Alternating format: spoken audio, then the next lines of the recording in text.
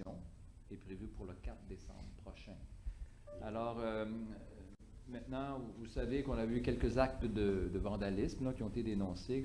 Alors, il y en a qui ont brisé là, des grilles après certaines éoliennes.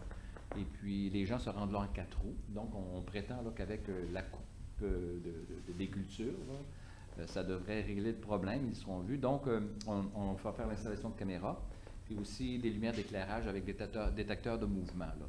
Puis, ensuite de ça, le travail avec nos agriculteurs et nos agronomes là, se poursuit afin de faciliter là, différents peut-être travaux de drainage qu'on doit faire, des petits correctifs, des ajustements, et ça va bon train. Alors, ça termine mon rapport pour ce mois-ci. Très bien, merci. D'autres comités? Non. Bon, merci à tous. Ça nous amène au point 7. Excusez, j'aurais peut-être une question. Pardon. Monsieur Péloquin, les compensations aux agriculteurs, c'est-tu les compensations aussi semi-annuelles, donc aux municipalités en même temps, en fin d'année? Non, là, je parle pour les pertes de culture. Non, mais il y a d'habitude des compensations en fin d'année aussi? Non, mais c'est vers le mois de décembre, les remises. Oui, c'est ça. En décembre, c'est prévu pour le mois de décembre. Non, moi, qu'est-ce que je vais mentionner, c'est qu'ils vont être présentés au conseil d'administration du 17 novembre prochain. Après ça, si tous les documents sont complets, là, on va prendre la décision à quel moment on émet les chèques. Là. Ouais. Mais pour répondre aussi, Diane, c'est les compensations agricoles, il faut que ça soit regardé par drone à ce temps-ci ou au mois de septembre pour vraiment voir quelles sont les pertes. Parce qu'il y a des photos de prix par drone au-dessus des... Puis c'est différent d'avec les compensations des municipalités. Les redevances. Ça va aller plus en décembre. Prends-moi, Serge, si je me trompe. Les redevances, c'est jusqu'à fin novembre. Donc, c'est ça. Novembre, tu as déjà l'évaluation. Tu sais qu'est-ce qui est rentré. Ils vont vous donner 75%. Je veux juste savoir si on peut le prévoir dans nos budgets de 2021. C'est 75% de... Oui, c'est ça. À chaque année, c'est ça le chiffre, vous m'avez dit, c'est 75% que les propriétaires et les municipalités retirent. Il est important de se rappeler que il y a des variables selon le nombre de mégawatts qui est produit aussi. Alors, il y a un ratio, il y a un petit calcul, là. Quand vous regardez vos contrats qu'ils ont, c'est ça. Il y a toutes ces données-là. Alors, ça prend un petit peu de temps à calculer, les analyses, les vérifications des pertes et tout ça. Non, mais les années passées, c'était en décembre, c'est pas que je m'attendais. Oui, c'est la même chose. Ça fait le tour, merci. Ça nous amène au point 7, l'aménagement du territoire. L'avis de la MRC sur les documents d'urbanisme à 7.1. On a la municipalité de Saint-Aimé. Il s'agit du règlement 379-20 de la municipalité de Saint-Aimé qui a pour but de modifier le règlement de zonage 237-91 en regard des chenilles puis des fourrières. Le CCA recommande d'approuver ce règlement qui ne contrevient pas au schéma et traite principalement des normes aux bâtiments, les clôtures et les distances séparatrices, toujours pour les chenilles et les fourrières. Vous êtes d'accord avec ça? Favorable? Proposé? Denis Benoît et secondé Michel Aucoin. À 7.12, on a la municipalité de Saint-David. Le coordonnateur à l'aménagement vous recommande d'approuver le règlement 550-2012 de la municipalité de Saint-David. Le schéma d'aménagement ne prévoyait pas les activités autorisées en milieu urbain. Donc, le règlement que Saint-David veut faire autoriser est pour la garde de poules en milieu urbain. Donc, évidemment, ça ne contrevient pas au schéma d'aménagement. Proposé par Denis Marion et secondé Alain. Merci. Et la 7.3 pour la municipalité de Saint-Roch. La réglementation 220-50-2020 de la municipalité de Saint-Roch ne contrevient pas à notre schéma car il vise à agrandir une zone commerciale avec 2 terrains qui sont contigus. Puis il s'agit de permettre du développement urbain, ce qui n'est pas prévu comme contrôle dans notre schéma. Donc, c'est conforme, bien sûr. Conforme. Proposé Alain Chapdelaine et Sylvain Dupuis. Ça nous amène à 7.2, l'avis de la MRC sur la CPTAQ. Monsieur le préfet, j'ai un intérêt familial dans cette question, donc je me retire de la discussion. Très bien, Michel. Et je me demande, j'aimerais savoir, compte tenu que c'est une rencontre à huis clos, est-ce que je dois aussi me retirer de la salle? Ça serait préférable. Elle est à huis clos, mais en même temps, elle est publique. Ouais. Elle est filmée. Vu qu'on est enregistré, c'est préférable. Moi, je la considère publique, en tout cas, la réunion de ce soir, là. Fait on écrit que Michel Péloquin se retire de la discussion. Fait que c'est le dossier de la municipalité de Saint-Anne-de-Zabel. Exactement. Le lot visé par la demande d'exclusion de la zone agricole est enclavé dans un périmètre urbain. Suivant l'article 58.4 de la loi sur la protection du territoire agricole, l'avis de la MRC est requis. Je vous indique d'entrée de jeu que le comité consultatif s'est penché sur ce dossier-là à la séance du 26 octobre et a motivé ses critères d'appui à la demande de Saint-Anne. De plus, comme à l'adoption du schéma en 1987, l'affectation urbaine avait déjà été donnée à ce lot-là. Le coordonnateur, M. Defunet, recommande effectivement que la MRC appuie par contre la demande de Saint-Anne versus le CPTAC. Tout le monde est d'accord avec ça. Je vais le Proposé proposer. Sylvain Dupuis et secondé Michel Blanchard. Tout le monde est d'accord? Cogne donc dans la porte que si Michel peut revenir. À 7.2, c'est dossier sur la municipalité de Saint-Aimé. La demande adressée par Saint-Aimé à la CPTAC fait suite aux exigences du ministère de l'Environnement qui ont imposé à la municipalité de faire certains travaux de stabilisation suite à des éboulis. Donc, évidemment, dans ce cadre-là, le coordonnateur vous recommande, tout comme l'avait fait le CCA, de transmettre un avis favorable à la CPTAC. Je propose. D'accord, Denis Marion propose et secondé Je vais seconder. Denis Benoît. Tout le monde est d'accord? En comptabilité, contribution financière des organismes. Les organismes qui vous ont soumis des demandes de contribution financière, dans un premier temps, l'Hôtel-Dieu de Sorel, dans le cadre de son service gynécologie, radiologie, c'est un projet sur 2 ans, 3 ans, 2019 à 2012. Évidemment, compte tenu que la soirée qu'on connaît habituellement ne peut pas se tenir cette année sur la pandémie, notre contribution habituelle était sur un volet imagé Saphir pour un coût de 1 000 $. Et la recommandation qu'on vous fait est de fournir le même montant dans le cadre de la campagne tel que modifié cette année. Proposé par Serge et Je vais secondé l'appuyer. par Diane. Merci. Deuxième demande. Vous aviez également une demande de contribution pour une fête de Noël des familles membres de divers organismes locaux de soutien. Depuis 1977, la MRC contribue à raison de 250 $ par année. Nous avons été favorables également à ça. Proposé. Serge propose et Vincent seconde. Et on avait une troisième également. Non, elle est à l'ordre du jour. Elle est à l'ordre du jour par un point particulier. Évaluation foncière, octroi du contrat de service professionnel d'évaluation foncière. Conformément à l'accord que le Conseil avait donné pour nous permettre d'aller en appel d'offres public à la séance du 26 août, la MRC, le 16 septembre, a lancé des appels d'offres pour ses services professionnels en évaluation foncière, et ce pour les années 2021 à 2026 inclusivement.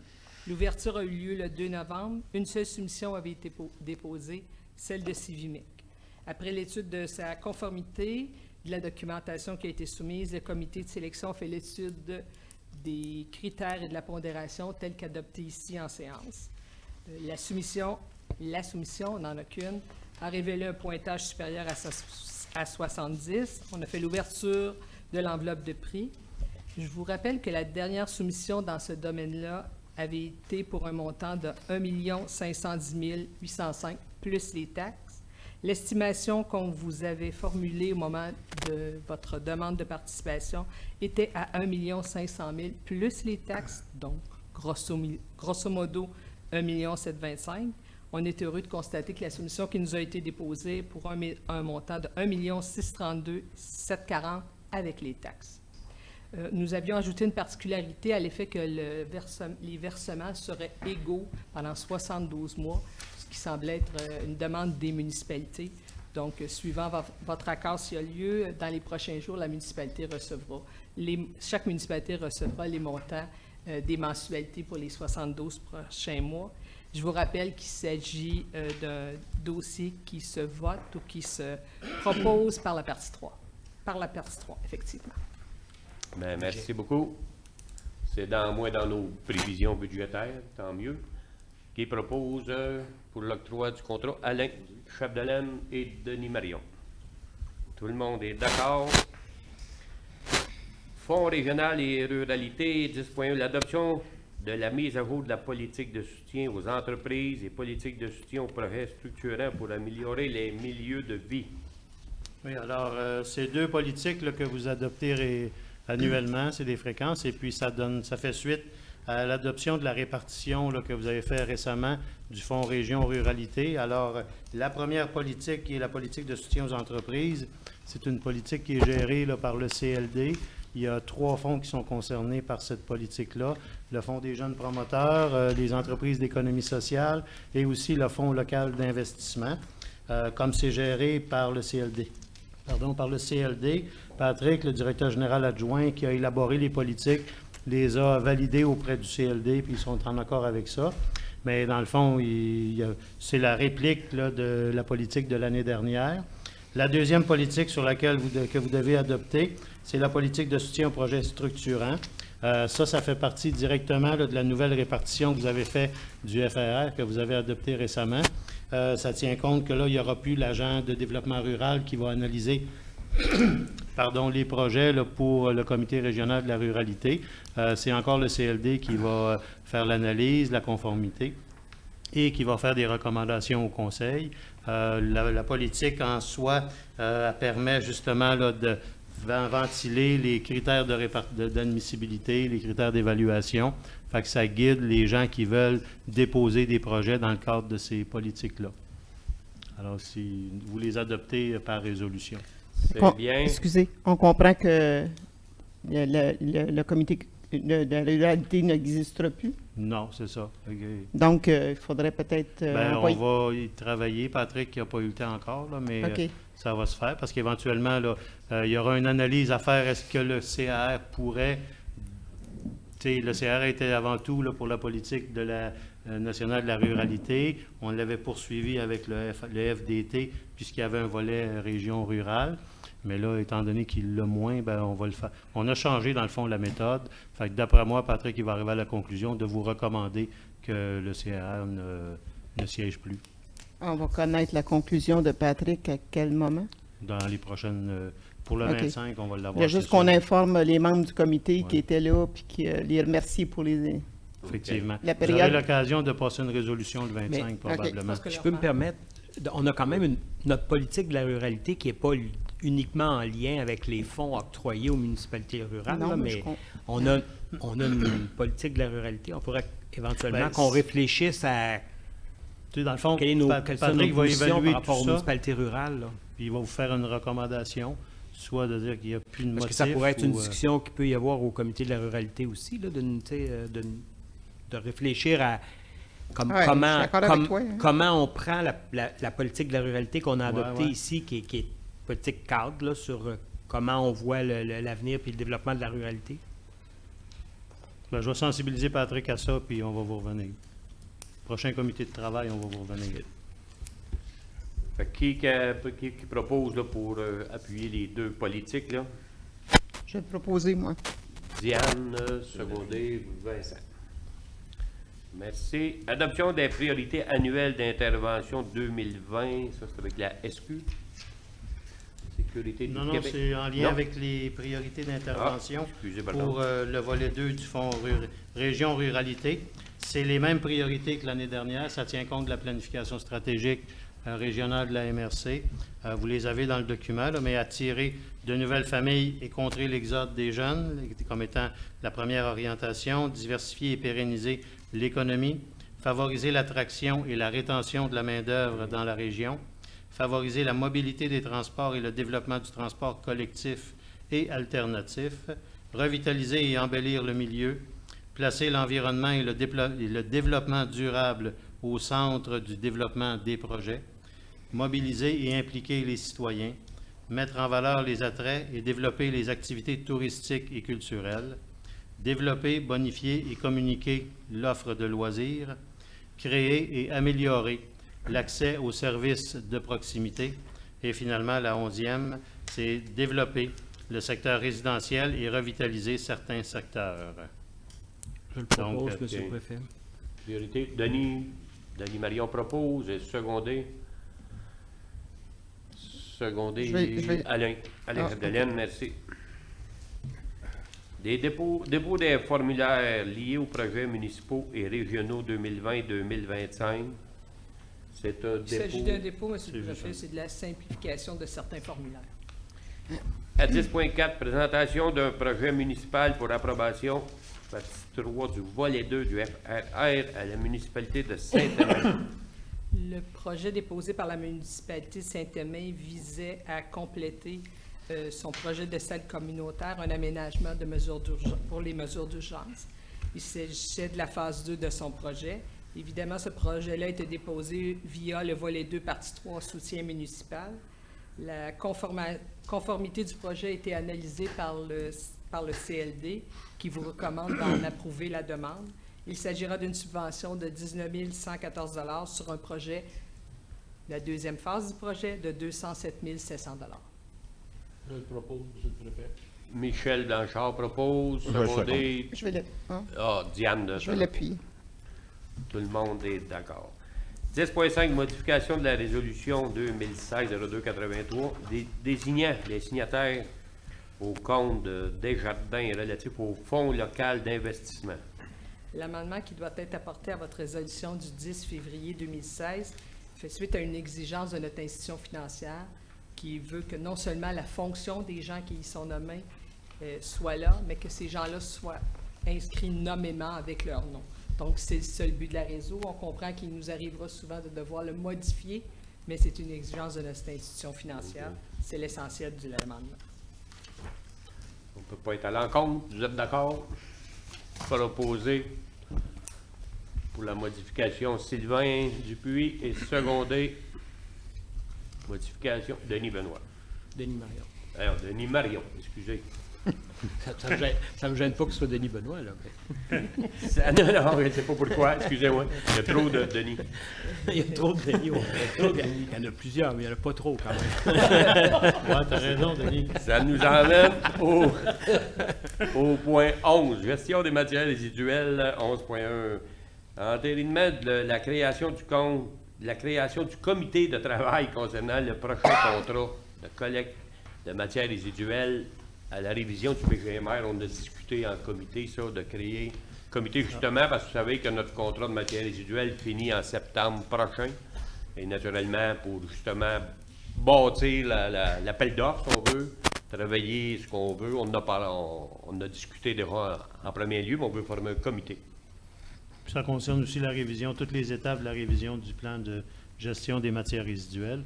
Alors, les membres que vous aviez identifiés, Gilles Salva, le préfet, Michel Aucoin, conseiller régional, Sylvain Dupuis, Denis Marion, Serge Péloquin et Mohamed Aliouane, coordonnateur à la gestion des matières résiduelles, qui agit à titre de personne ressource et secrétaire du comité. Est-ce qu'on pourrait, dans le... J'imagine que c'est pas le nom du comité, ça, là, comité de travail concernant le prochain contrat. Peux-tu appeler ça comité PGMR dans la résolution? Oui. Ça me semble que c'est le comité de gestion des matières résiduelles, mais... C'est ça, OK. Comité de gestion des matières résiduelles. Le Parce que PGMR, c'est un volet. C'est le programme, oui. Ça vous convient à tous. Les 5 personnes avaient accepté naturellement de faire partie du comité et proposer Alain Chapdelaine et seconder Serge Péloquin. À 12, la piste cyclable régionale de ratification du contrat relatif à l'étude hydrologique de cours d'eau en vue de remplacement de 2 ponts à l'est du rang Saint-Louis pour la piste cyclable sur l'ancienne emprise qui appartient maintenant au ministère des Transports. Et que la MRC a loué pour une période de 60 ans. Exact. Alors, c'est ça, dans le fond, c'est qu'on a fait une demande de prix auprès de 4 fournisseurs potentiels pour qu'ils déterminent la grosseur des ponceaux, le diamètre des ponceaux, afin de bien assurer le drainage des eaux des 2 cours d'eau et sans qu'il y ait d'obstruction d'écoulement.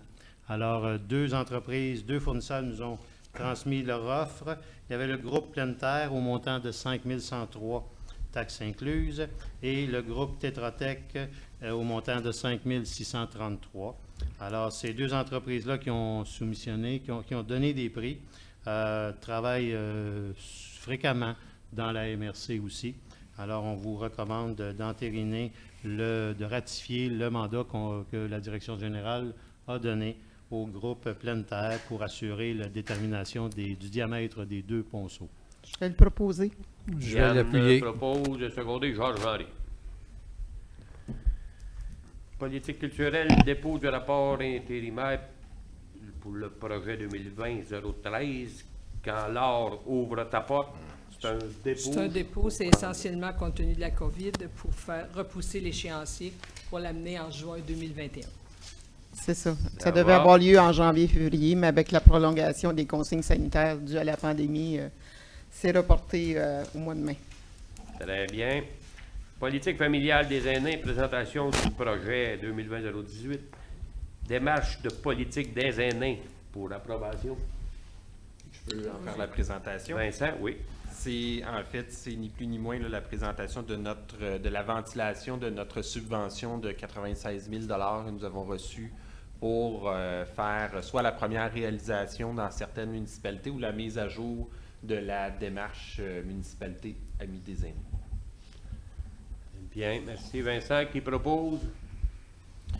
Je le propose. Michel Péloquin et secondé Denis Marion. Dépôt du rapport annuel 2019 de la popote roulante. C'est un dépôt également. C'est un dépôt également. Simplement, vous mentionnez que le nombre de repas servis a augmenté de façon importante en 2019. Puis comme on peut s'y attendre pour les raisons qu'on connaît tous, ça devrait être le cas aussi en 2020. Exact. Et la popote roulante rend des services dans 8 des 12 municipalités de la MRC. Là. C'est toute la partie est de la MRC. Très bien, ça, bravo. Le point 15, projets spéciaux, oui, présentation du projet 2029 pour la refonte de l'identité visuelle de la MRC. Pour approbation également, c'est pour les C'est un projet, effectivement, qui vous est présenté par la coordonnatrice aux communications, qui sera dans l'année financière 2020 de la MRC. C'est en prévision et ça va faciliter la refonte du site Web et des applications mobiles que le Conseil a déjà autorisé. Il s'agit de moderniser l'ambiance, donner une nouvelle image à tout ce qui est gabarit, outils comme nos cartes d'affaires, la publicité, le Facebook. On n'est pas à l'étape de changer le logo de la MRC, ce n'est pas là le cas. Le coût estimé de 5 000 $ et ce montant-là pourrait être assumé avec les économies qui ont été faites dans le cadre du projet marketing, qui, pour différentes raisons qui vous sont précisées, notamment encore là à cause de la COVID, ont laissé un surplus qui pourrait être utilisé pour cette étape-là que nous devrions faire vraisemblablement dans les prochaines années. Je vais le D'accord. proposer. Proposé par Sylvain Dupuis et Vincent de Guise. Tout le monde est d'accord. À 15.2, participation à la campagne Monsieur le Préfet, moi, je vais juste me retirer sur ce point-là, étant directeur général de... OK. Sylvain Dupuis mentionne qu'il est sorti de la discussion pour... c'est justement des achats de 4 cadeaux où la MRC et le CLD participent comme commanditaires pour encourager les commerces de Sorel-Tracy vu qu'on vit la pandémie. Fait que c'est un montant de 20 000 $ qui va représenter 4 004 cadeaux. En collaboration avec le CLD, si vous êtes d'accord, on avait discuté, proposé par Vincent et secondé par Serge. Tout le monde est d'accord, merci. Monsieur le Préfet, il faudra peut-être souligner aussi qu'initialement, il y avait une première tranche de 10 000. Oui. Puis là, on est déjà... Bon, on peut en profiter pour souligner à ceux qui nous écoutent, il y avait une première tranche de 10 000 $ qui donnait 2004 cadeaux qui, à ce jour, sont épuisés. En une semaine. Sylvain nous disait ça dans pratiquement une semaine, les 2004. Fait que, il y aurait un autre 2004 qui sont mis à la disponibilité, qui est actuellement disponible là, dans les prochains jours. Fait que, si vous voulez vous en procurer, faites rapidement. Merci.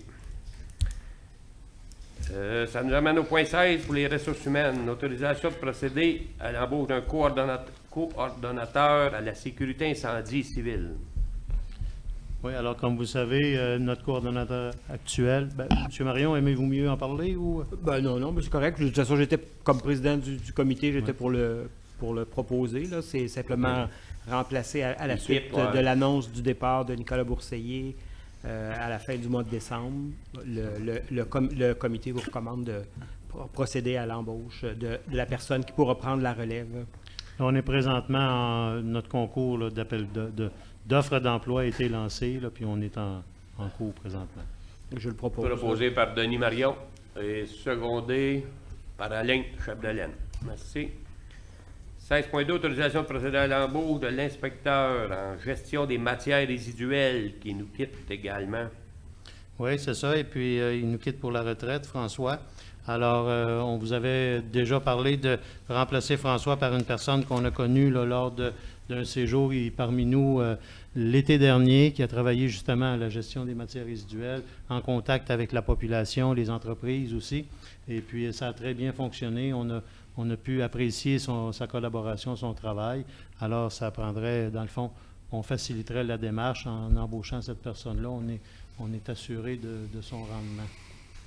Je le propose. Proposé par Michel Blanchard et secondé Denis Benoît. Monsieur le Préfet, j'aimerais juste revenir au point suivant parce que je réalise que nous, on a parlé, tout le monde, depuis longtemps ici, entre nous, là, du départ de Nicolas.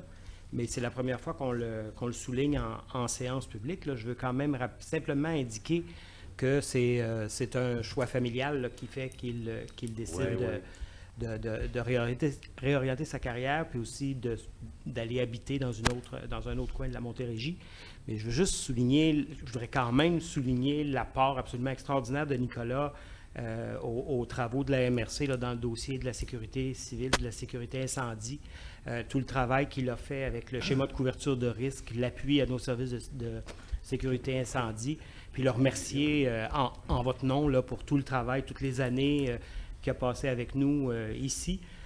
Honnêtement, moi personnellement, comme président du comité, le soutien qu'il nous a apporté au comité, puis à moi-même comme président, là, j'ai encore eu aujourd'hui un courriel qui donnait les dernières indications, les dernières nouvelles de l'évolution des dossiers sur lesquels on travaille. Là.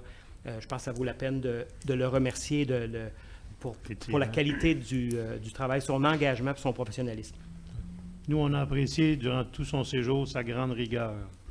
Très, très efficace. On peut le féliciter et le remercier. Et comme tu soulignes, c'est une question familiale. On lui souhaite comment bonne chance dans sa nouvelle carrière. Et celui qui nous quitte aux gestion de matières résiduelles, c'est pour sa retraite, tout simplement. Une retraite bien méritée, fait qu'on peut le remercier également. Aussi, effectivement, oui. Il a toujours assuré un très bon service, François aussi. C'était surtout sur le terrain. Et puis très, très bon, très efficace aussi. Fait que merci à ces deux personnes-là qui nous quittent. Le point 17 a été retiré. Ça nous emmène à la correspondance. J'ai pas de document. Regardez s'il y a des points que vous avez à soulever à la correspondance. Faites-moi en part. Vous avez la page 1, les systèmes 1 à 13.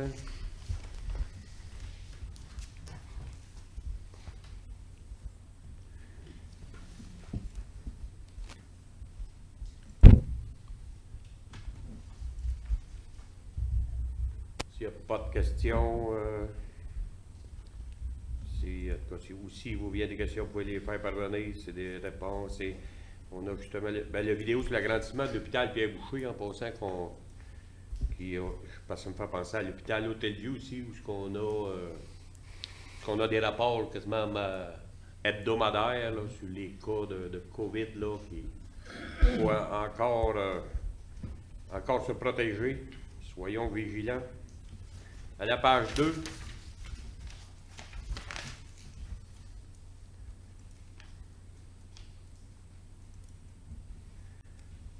Page 2, s'il n'y a pas de questions.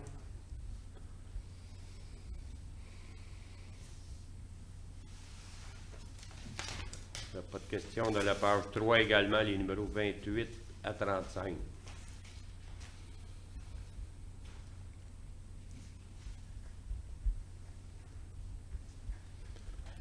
Il y a quelques demandes qu'on a déjà répondu. Si vous n'avez pas de questions, ça terminerait l'examen de correspondance. Pas de questions. Ça nous emmène aux invitations. On a-tu plusieurs invitations? Et puis il y a de passer, en tout cas. Oui, Ouais, vous en avez déjà du mois d'octobre et Il y en a c'est plusieurs ça du que mois je d'octobre. disais tantôt. Il y en a peut-être comme conférence téléphonique, là, je disais tantôt avec Mme Potvin qui renseigne tous les préfets concernant Saint-Hyacinthe et Longueuil, Pierre Boucher. Il y a, si vous voyez, question, invitation. Si vous avez des invitations, là, vous prenez en note, là, faites-les savoir, vous prenez-en connaissance, puis vous êtes disponible, si ça vous intéresse, vous vous présentez. Le 9 novembre, c'est passé, ça. Il n'y a pas beaucoup d'invitations en personne. Hein? La plupart sont passés. Oui. En tout cas, vous en avez toutes copies. Fait que ceux que ça l'intéresse, si vous êtes disponible, vous confirmez votre présence. Ça nous emmène aux affaires nouvelles. On n'a pas. Le 18 novembre, je vous rappelle juste qu'on se rencontre à 19h pour un comité de travail et ça nous amène à la période de questions. S'il n'y a pas de questions dans la salle. Et comme vous l'avez demandé, si vous voulez tenir un huis clos, on est ouvert à toute proposition si vous voulez tenir un huis clos, parce qu'on a travaillé le budget, on a des grosses soirées. 18 novembre, c'est 6h, 18h. 19h. Oui, c'est un comité de travail, là, c'est pas au public, Ouais, là, ouais, c'est non, non, juste je pour comprends. mes confrères. Tu n'avais pas de officiel, questions du correct? public, Jules? Tu n'avais pas de questions du Et public? on n'a pas reçu de questions du public? Non. Non. Bon. Fait que pour le public, faites-nous parvenir vos questions, on se réunit. On vous invite au budget dans 2 semaines sur vidéo, sur le web. Fait qu'on vous invite dans 2 semaines, qui est le 25 novembre. Bon, ben, merci à tous qui lèvent l'Assemblée. Vincent et Sylvain. Merci, bonsoir. Merci, bonsoir.